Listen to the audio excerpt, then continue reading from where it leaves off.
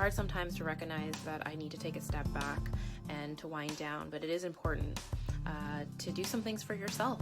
This can be taking a nap, which is one of my favorite things to do, having a warm beverage such as hot chocolate or tea, sitting in a quiet room and just having the chance to daydream and just to process your thoughts, going for a run or a walk or doing some yoga or some other form of exercise that makes you feel good about yourself and makes you feel grounded.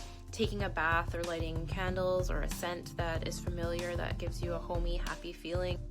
To me, mental health is the balance within yourself of the things that give you stress, the things that give you anxiety, to the things that give you happiness and the things that give you peace. It is very important to maintain that balance. Don't stop doing the things that you like doing, because as soon as you do, your balance is going to shift. For me, this balance has shifted in the past, and it took a solid foundation of my friends and family reminding me of the things that I love and helping me do the things that make me happy again to bring myself back and to ultimately return that balance. So if you feel that you are working too hard, you feel that you are starting to burn out, and you feel that your balance is slipping, go outside, take a walk, remember the things that make you happy, and do those things. The balance will come back. One that I find useful is the 5 senses. So 5 things you can see, 4 things you can hear, 3 things you can touch, etc., etc. You can do whatever you feel comfortable with in what order, but I find it really helps calm down, as well as breathing. Deep breathing really helps as well. Do it for yourself and don't feel guilty that you might have taken a whole Sunday morning or a whole Sunday afternoon to recharge. Yes, there's always more laundry to do, there's always more dishes, but take the time, once a day, once a week, once a month to avoid feeling burnt out and underappreciated. Over the past 2 years during the pandemic, I have gained a much greater appreciation for mental health, even more so than I ever had. I personally have experienced a roller coaster of emotions over the past 2 years, feeling really excited and happy about something to feeling the lowest of lows. And sometimes it all happened in the same day. Something about mental health is that you can't really predict when you may be experiencing anxiety or depression. Sometimes it comes out of the blue, and I've personally experienced that myself, but unfortunately also lost a cousin to suicide just a few months ago.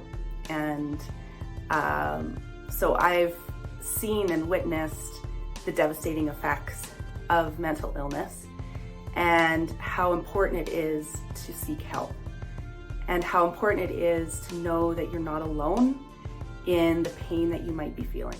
If you know someone that you think may be struggling with mental health, please reach out to them, let them know you're thinking about them and that you're there to listen. If you're seeing someone struggling, please reach out and ask them how they're doing and really listen and let them know that you believe them and let them feel heard. That's really important.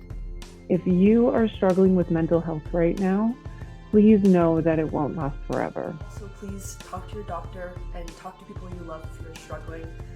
Everyone is there to help and love you. If you're personally experiencing symptoms of a mental illness, you can get help. And help is available to you, whether it's a trusted friend or family member or a professional that you can call. A lot of communities do have mental health supports now for free that you can call 24/7. Help is out there for you. You can get through this. And sometimes all you have to do is just reach out. And even though it feels vulnerable, and even though you might not feel like you're ever going to feel happy again, you can get through this and know that you are not alone. In case you haven't heard it today, you're doing a wonderful job and keep up the amazing work. On January 26th, let's use the hashtag #BellLet'sTalk and get the conversation going. And on January 26th, let's continue to have a conversation about mental health, and let's use the hashtag #BellLet'sTalk. On January 26th, let's keep the conversation going about mental health and use the hashtag #BelleLet'sTalk. On January 26th, let's keep the conversation going and talk about mental health and use the hashtag #BelleLet'sTalk. So on January 26th, let's keep the conversation going about mental health and use the hashtag #BelleLet'sTalk.